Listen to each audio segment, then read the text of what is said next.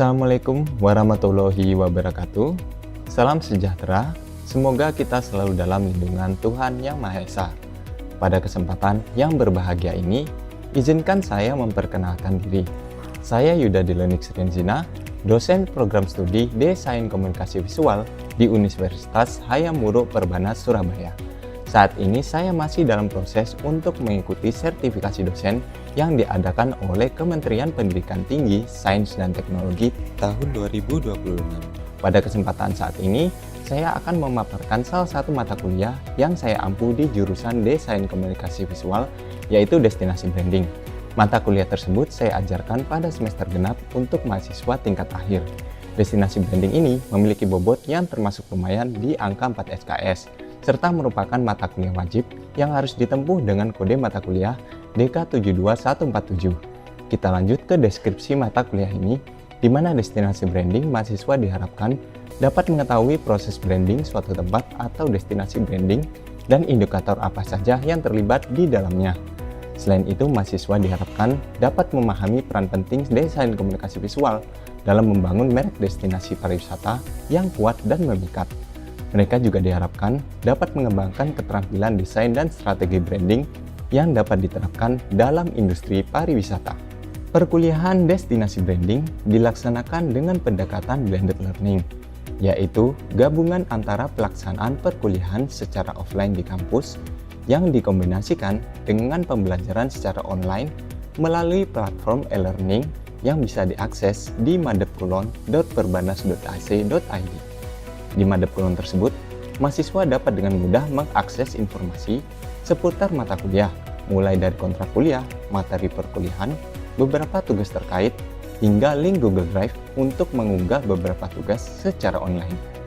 Sedangkan pada metode offline di kampus, mahasiswa lebih aktif dalam diskusi interaktif, case study, kuis, hingga beberapa presentasi terkait penugasan yang akan berbasis di project based learning, di mana nanti di bagian akhir perkuliahan, mahasiswa akan mengerjakan sebuah proyek besar sebagai portofolio tugas utama nantinya. Agar perkuliahan menjadi lebih menarik, metode di kelas yang akan saya terapkan di sini adalah pembelajaran aktif dan partisipatif, di mana kita sendiri sebagai dosen tidak hanya bersifat sebagai penceramah di kelas, tetapi mahasiswa juga akan dilibatkan secara aktif dalam sebuah diskusi untuk mendapatkan feedback dari mahasiswa. Selain itu, diskusi kelompok akan dibentuk dalam menyelesaikan suatu proyek mata kuliah, di mana nantinya mereka akan bekerja sama dalam menyelesaikan suatu case nyata di masyarakat melalui project based learning. Jadi, di akhir mata kuliah, nanti mereka akan menyelesaikan sebuah portofolio tugas sebagai bentuk aplikatif praktis terhadap materi yang telah dipelajari. Lalu capaian pembelajaran lulusan atau CPL yang diharapkan dari pelaksanaan perkuliahan ini meliputi CPL 1 menunjukkan sikap bertanggung jawab atas pekerjaan di bidang keahliannya secara mandiri. CPL 2 pengetahuan tentang metode riset dan perancangan dalam bidang desain komunikasi visual, khususnya pada bidang bisnis dan perbankan. CPL 3 mahasiswa memiliki keterampilan dalam merancang dan menghasilkan karya desain yang meliputi branding, promosi, ilustrasi, tipografi, fotografi, animasi, dan videografi, baik secara manual maupun dengan bantuan teknologi digital yang aplikatif dalam dunia industri kreatif, khususnya pada sektor bisnis dan perbankan. CPL 4 mampu merancang branding promotion seperti corporate branding dan city branding yang melibatkan banyak perusahaan dan pemerintahan. Capaian pembelajaran mata kuliah atau CPMK pada kuliah destinasi branding dirancang untuk membekali mahasiswa dengan pemahaman teoritis dan keterampilan praktis yang komprehensif terkait branding ataupun yang disebut dengan destinasi branding. Adapun rincian capaian pembelajaran yang diharapkan antara lain sebagai berikut. CPMK 1, mahasiswa memahami pengertian dan manfaat desain branding secara umum. CPMK 2, mahasiswa mampu menjelaskan beberapa jenis dan macam destinasi branding dan media brandingnya. CPMK 3, mahasiswa mampu menganalisis identitas visual yang akan diterapkan dalam destinasi branding. CPMK 4, mahasiswa mampu menganalisis dan mengorganisasikan konsep branding atau rebranding ke dalam destinasi branding. CPMK 5, mahasiswa mampu untuk merancang sebuah ide dan konsep identitas visual dalam riset melalui perancangan destinasi branding. CPMK 6, mahasiswa mampu untuk merancang dan mengaplikasikan output dari perancangan destinasi branding beserta media pendukungnya. Dalam rangka mendukung tercapainya tujuan pembelajaran, digunakan berbagai media pembelajaran yang terintegrasi untuk menciptakan proses belajar yang lebih interaktif, inspiratif, dan aplikatif. Beberapa media yang dimanfaatkan antara lain, yang pertama modul dan rencana pembelajaran atau RPS yang tersedia melalui platform e-learning sebagai pedoman utama dalam mengikuti perkuliahan. Yang kedua, media presentasi dan visual seperti PowerPoint dan materi yang berfungsi untuk memperjelas penyampaian teori dari branding. Serta yang ketiga, video pembelajaran yang menjanjikan referensi serta penjelasan-penjelasan guna memperdalam pemahaman mahasiswa tentang materi. Kemudian materi mata kuliah destinasi branding akan disusun secara sistematis untuk memberikan pemahaman yang mendalam mengenai topik destinasi branding yang meliputi pengertian dan jenis destinasi branding, brand image dan identity, segmentasi target serta positioning, rebranding dan repositioning, brand aktivasi, dan implementasi destinasi branding. Selanjutnya untuk penilaian mata kuliah destinasi branding mencakup 4 komponen utama, yaitu presentasi dan keaktifan sebesar 20%, proyek karya 30%, kuis 10%, serta UTS dan UAS sebesar 40%. Penilaian dilakukan secara objektif berdasarkan indikator ketepatan waktu, kesesuaian format, originalitas, output media, yang dinilai dari segi konsep, tampilan, serta kelengkapan media dan kesesuaian konsep. Selain rubrik penilaian yang sistematis, pemberian umpan balik kepada mahasiswa juga dilakukan untuk memperoleh transparansi secara penilaian. Hal ini akan mendorong pola pikir mahasiswa yang kritis, kreatif, dan adaptif terhadap proses pembelajaran yang akan memang berpusat kepada mahasiswa. Dan begitu, diharapkan mereka bisa menghadapi dinamika dan tantangan di bidang desain komunikasi visual. Selanjutnya, mari kita simak video pembelajaran sebagai bagian dari proses penguatan materi dalam mata kuliah destinasi branding. Oke, Assalamualaikum warahmatullahi wabarakatuh. Waalaikumsalam warahmatullahi wabarakatuh. Kok lemes sudah pada makan semuanya? Beneran sudah? Alhamdulillah sudah. Nah, hari ini kita akan masuk ke mata kuliah ya. Salah satu mata kuliah yang ada di semester 7, semester menjelang semester akhir. Kalian masih kuat sampai semester akhir? Gimana? Dikuat-kuatkan? Insya Allah. Ya wis. Sekarang kita akan belajar tentang pengembangan di mata kuliah kalian yang sudah belajar kemarin-kemarin, di mana kalian itu sudah belajar tentang apa itu arti kata branding, terus riset media dan branding itu seperti apa. Nah, di pengembangan akhirnya ini kita akan belajar destinasi branding.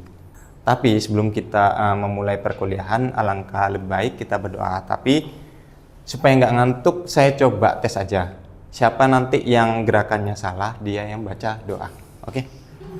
Yang saya bilang kalau misalnya kiri, tangannya kiri. Kalau bisa saya bilang kiri, yang ngangkat kanan.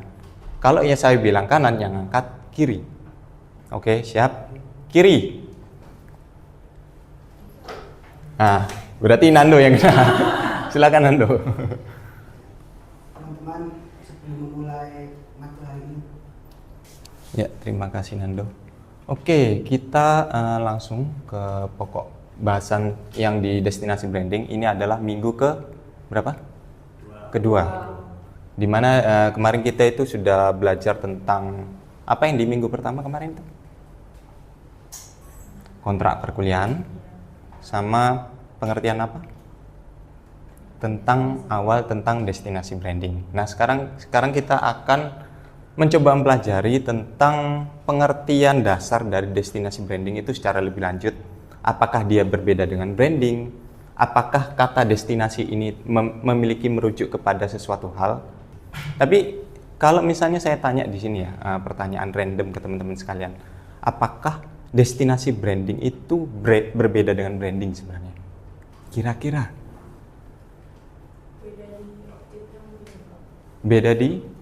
Beda di objeknya. Oke, nanti kita coba bahas ya. Next, untuk yang tujuan pembelajaran kita kali ini, diharapkan dengan mengikuti mata kuliah destinasi branding ini, kita akan bisa lebih memahami pengertian dasar dari destinasi dan branding. dan apa dari korelasi keduanya antara destinasi dan branding. Sehingga dengan ini kita harapkan kalau misalnya setelah mata kuliah ini kita itu bisa mengerti apa arti dari destinasi branding, kemudian fungsinya secara mendasar itu seperti apa, apakah nanti dia itu bisa berfungsi di salah satu produk atau gimana, dan juga nanti untuk manfaat yang dirasakan masyarakat itu seperti apa. Dan juga ada beberapa indikator yang dimana nanti selain dari pengertian destinasi dan branding, korelasi keduanya, kan nanti kita juga akan pelajari beberapa aspek yang terkait dengan destinasi branding. Jadi di dalam destinasi branding itu sebenarnya ada apa? Oke, sekarang kita akan tadi ada yang menjawab sebelumnya. Kalau destinasi branding itu apa artinya? Kira-kira? Kalau pengertian awalnya nih? Mungkin kalau destinasi kan biasanya merujuknya ke suatu tempat ya Pak mungkin. Terus kalau branding itu brand dari suatu tempat tersebut. Jadi destinasi branding menurut saya itu gabungan dari brand dari suatu tempat atau suatu hal dari suatu tempat itu sendiri yang bisa dikenali oleh orang lain. Oke, jadi kata kuncinya itu ada kata branding dan tempat yang ingin di branding. Ada jawaban lain juga? Untuk sementara masih itu jawabannya. Nah, sedikit banyak juga yang dikatakan sama Sabina itu udah termasuk benar ya teman-teman. Cuman produk apa nih? Produk tempat apa yang kira-kira ingin di branding sama kalian nanti ke depannya? Nah, di sini memang ada pengertian yang sudah disebutkan juga sama Bina tadi, di mana itu kerap dikaitkan dengan tempat, arah, atau tujuan. Jadi yang akan di branding itu nanti adalah suatu tempat yang akan dituju. Tapi pertanyaannya nanti kira-kira tempat yang dituju itu random atau enggak kira-kira teman-teman?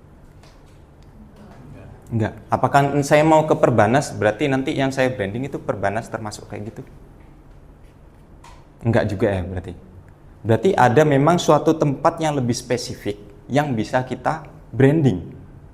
Biasanya merujuk kemana? Nah, nanti kita akan coba cari tahu. Kemudian ada kata kunci di sini sebenarnya. Pada praktiknya, destinasi kerap digunakan untuk bidang.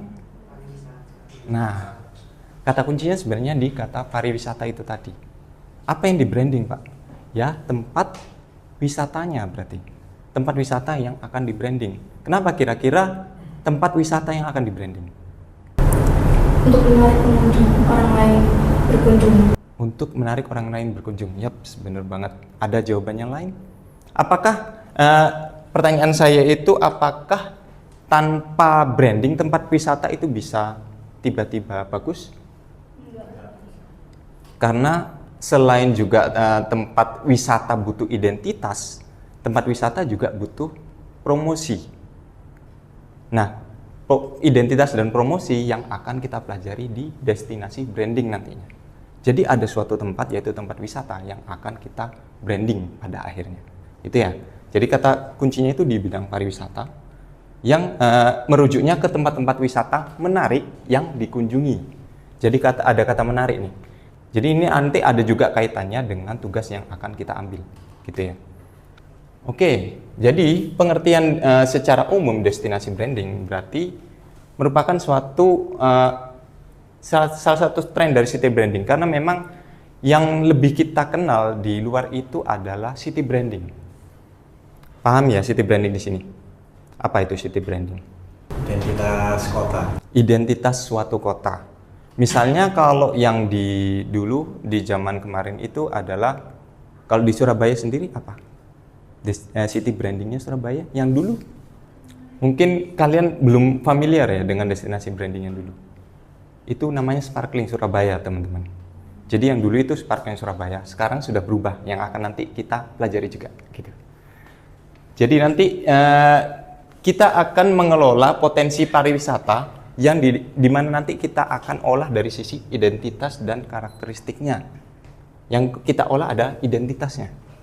Sehingga nanti kembali lagi ke katanya Cynthia itu tadi supaya nanti tempat itu menjadi lebih menarik untuk dikunjungi. Seperti itu. Oke, sampai sini kira-kira masih ada pertanyaan atau sudah masih jelas?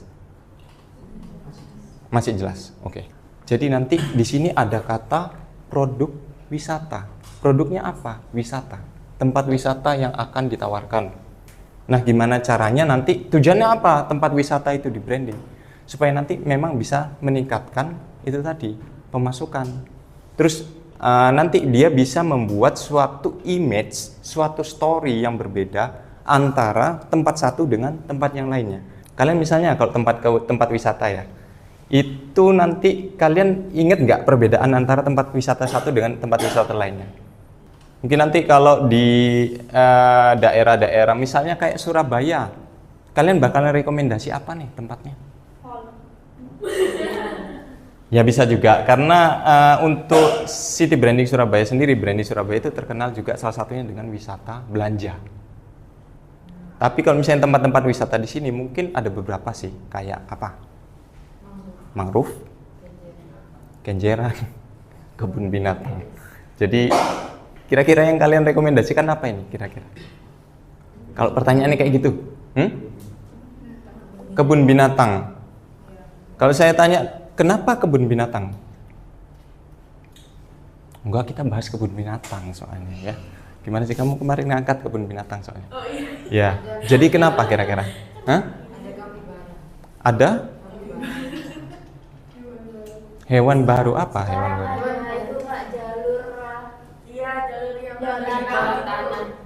Oh itu saya baru tahu. Oh iya.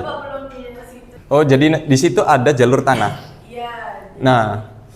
Jadi di dalam tanah itu kan awalnya itu kan buat air kan. Terus si Pemkot itu merubah itu buat jalan masuk ke KBS-nya tapi lewat Terminal Joyoboyo. Oh, I see. Itu yang dibangun kemarin ya berarti ya. Iya itu saya belum ke sana sih. Nah, itu juga bisa menjadi salah satu diferensiasi atau pembeda yang bisa kalian rekomendasiin ke orang lain. Kenapa kalau ke KBS?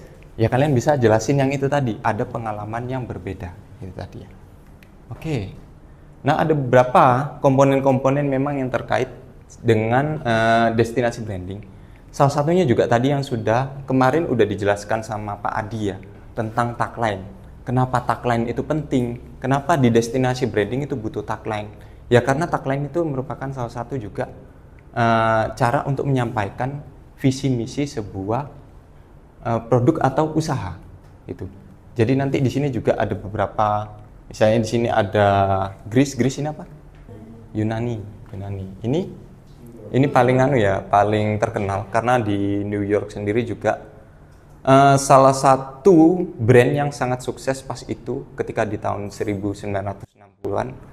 Karena dengan adanya branding ini itu berhasil membuat New York menjadi kota yang survive, yang dulu dianggap mau bangkrut tapi sudah survive. Nanti kita akan bahas di pertemuan selanjutnya yang untuk New York ini. Kemudian nanti intinya gimana caranya destinasi branding itu bisa menjual produknya sendiri ke pariwisata luar. Gimana caranya nanti orang-orang itu lebih tertarik ke tempatnya. Mirip kayak orang jualan lah, ayo ke standku gitu. Jadi gimana caranya nanti orang lebih tertarik ke standnya itu tadi, gitu ya. Kemudian nanti ada beberapa juga lagi seperti tagline, logonya, dan kemudian nanti identitasnya, warnanya seperti apa. Jadi setiap logo-logo di sini memiliki suatu identitas yang kuat, baik dari segi bentuk dan juga warnanya. Sekuat apa kira-kira? Nah ini kuisnya di sini. Saya akan tanya kepada teman-teman nanti ini kira-kira city branding apa atau destinasi branding apa? Ada yang teman-teman bisa jawab silakan.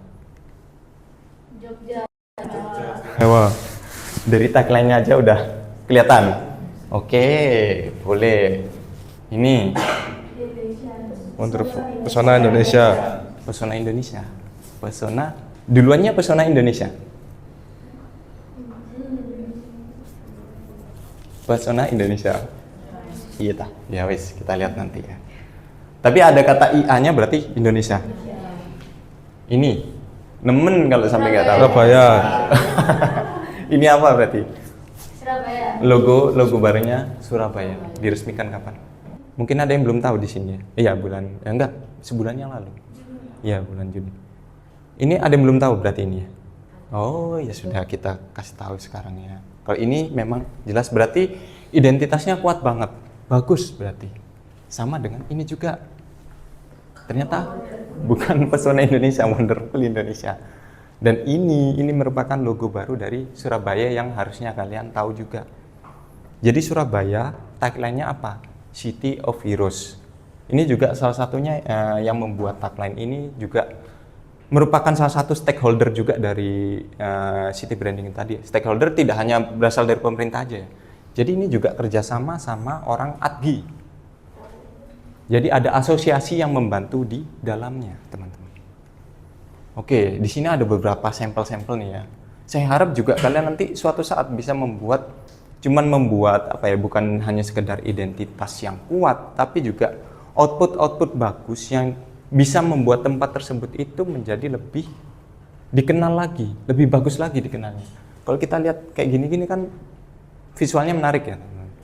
Dari segi identitasnya juga kuat. Jadi di sini nggak hanya sekedar dari city branding ya. Nanti branding tempat juga ada banyak. Ada city branding, ada branding tempat lokal, ada juga sampai international branding.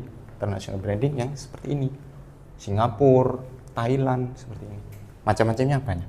Oke, untuk manfaatnya nanti tadi sudah beberapa sudah disebutkan, menunjukkan keunikan. Keunikan itu apa? Dari diferensiasi dan juga positioningnya, uniknya dia apa? Pembedanya dia apa? Kemudian nanti dari pembeda itu membuat kita itu ingat akan tempat tersebut, tertanam akhirnya di benak wisatawan. Kemudian setelah tertanam di benak wisatawan, apakah dia nanti akan merekomendasikan? Ya, kalau iya berarti dia mulai loyal akan tempat tersebut. Ayo ke sini, tempatnya oke, fasilitasnya oke, saya rekomendasikan ke orang lain. Kemudian nanti endingnya pasti akan menambah tadi juga pemasukan buat pariwisatanya. Ya pasti siapa sih yang nggak ingin pemasukan. Kemudian tadi yang saya jelaskan juga ada beberapa stakeholder atau pihak-pihak yang berhubungan dengan destinasi branding. Misalnya kayak logo Surabaya itu tadi. Siapa aja?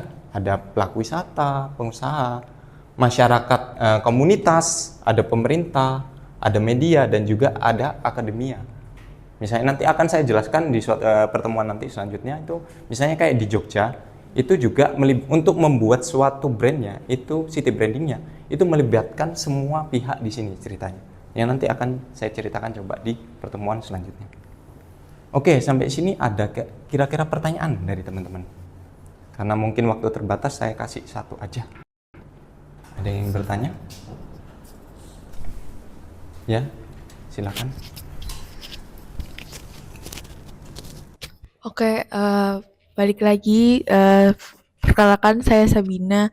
Sebenarnya apa sih Pak yang paling krusial kalau kita sebagai desainer mau merancang destinasi branding selain pihak yang berkepentingan gitu? Makasih. Ya, pertanyaan yang bagus. Apa aspek yang kira-kira paling krusial gitu ya? Sebenarnya yang paling krusial adalah mencocokkan dari apa yang menjadi visi misi tempat tersebut dengan identitas yang kita tawarkan. Ketika nanti visi misi itu yang susah itu ketika nanti banyak orang yang terlibat dengan visi misi tempat tersebut.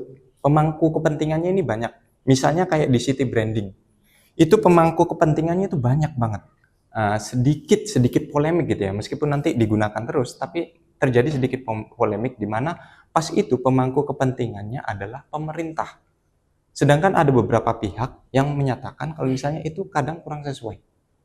Karena ya alasannya ginilah. Bahkan sekelas city branding Surabaya yang baru, pasti nanti ada polemiknya. Itu tadi. Itu bisa menjadi suatu hal yang krusial. Akan lebih mudah kalau misalnya nanti pemangku kepentingannya itu memang tidak terlalu banyak. Misalnya nanti seperti tugas kalian itu akan branding tempat wisata. Di mana pemangku kepentingannya itu nanti biasanya ya pemilik wisatanya itu tadi dan beberapa petinggi-petinggi yang ada. Tapi mereka seenggak-enggaknya itu satu visi. Tadi, gimana caranya menyampaikan visi misi perusahaan itu tadi ke suatu brand, suatu produk. Dan juga gimana nanti kita bisa membuat suatu citra yang menarik, yang berbeda, itu juga butuh suatu proses. Yang seperti yang makanya tadi juga sudah diajarkan kemarin sama Pak Adi di design thinking. Itu penting kayak gitu, teman-teman.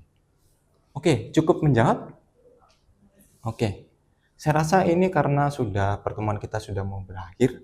Jadi nanti saya ingin melakukan sebuah refleksi. Apa kira-kira kesimpulan yang ada dari ini tadi, penjelasan saya tadi? Apa kira-kira? Silakan dijawab.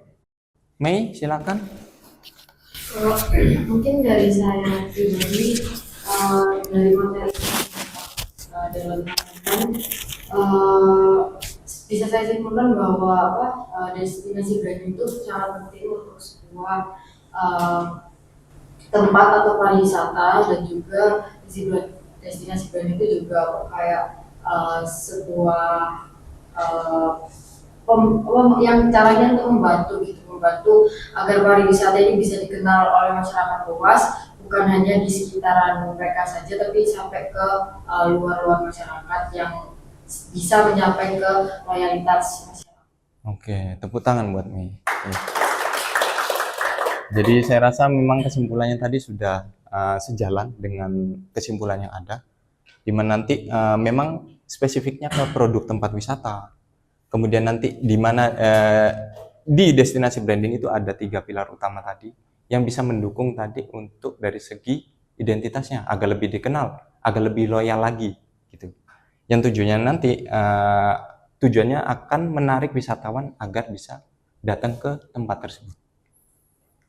Oke, untuk di minggu depan nanti kita akan belajar tentang beberapa jenis-jenis dari destinasi brandingnya. Contohnya kayak city branding, ada juga branding lokal, dan juga branding dari internasional.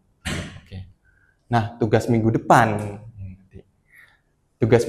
itu nanti memang kita prosesnya adalah PJBL, outputnya adalah destinasi branding di tugas akhir nanti, di akhir semester, project based learning. Jadi nanti kita hasilnya adalah project akhir, teman-teman. Dimana nanti untuk minggu depan cari beberapa destinasi branding di luar kota Surabaya. Nah, mungkin nanti teman-teman di sini akan ngomong ya, kenapa kok nggak di Surabaya aja? Karena biar lebih seru. Kalau kalian di dalam kota toh itu nanti kurang menarik. Saya dulu untuk destinasi brandingnya di mana? Di Magetan saya sampai. Gitu ya. Jadi nanti cari tempatnya berpotensi besar, namun masih memiliki branding yang bagus. Kemudian lakukan dokumentasi tempat tersebut dan lakukan riset mengenai beberapa fasilitas akses serta list harga yang ada di tempat tersebut. Oke, kalian satu kelas ada berapa? 3 orang. 3, Pak. Nggak mau 2 orang? Enggak. 3 ada.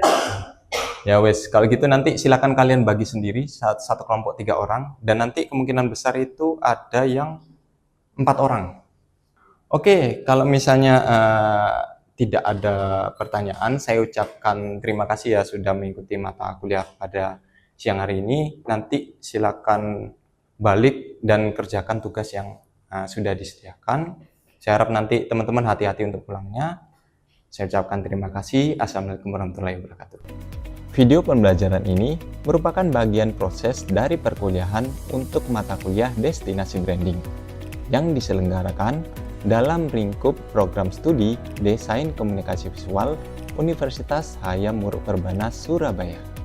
Materi ini disusun sebagai salah satu elemen pendukung dokumen pernyataan diri dosen atau PDD dalam rangka pelaksanakan unjuk kerja Tridharma Perguruan Tinggi atau UKTPT sebagai salah satu bagian dari persyaratan sertifikasi dosen di tahun 2025 yang diselenggarakan oleh Kementerian Pendidikan, Kebudayaan, Riset dan Teknologi, Direktorat Jenderal Pendidikan Tinggi, Riset dan Teknologi.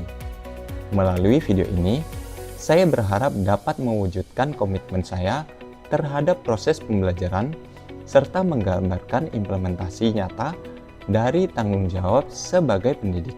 Semoga materi ini dapat memberikan kontribusi positif sebagai bahan evaluasi dalam proses sertifikasi dosen. Akhir kata saya ucapkan terima kasih. Assalamualaikum warahmatullahi wabarakatuh.